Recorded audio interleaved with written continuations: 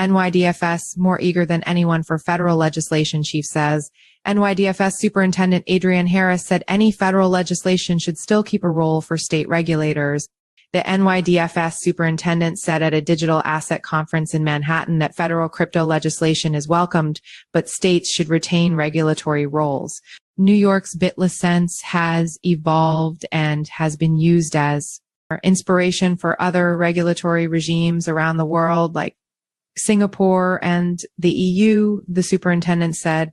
New York Department of Financial Services Superintendent Adrienne Harris said federal legislation addressing cryptocurrencies would be welcome, but maintained that states should keep their existing roles overseeing digital assets. States have been able to move more quickly, while conventional wisdom that allowing states to regulate digital assets may create a race to the bottom in terms of regulatory oversight hasn't been borne out.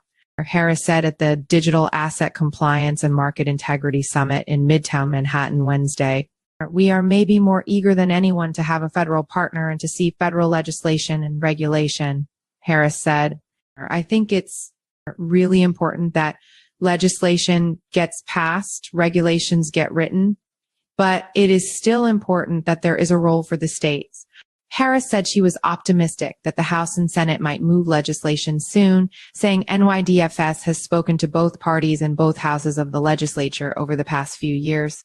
BitLicense evolution. New York's BitLicense, which is nearly a decade old, has evolved over the years, but the regulators' view of it has stayed the same, Harris said.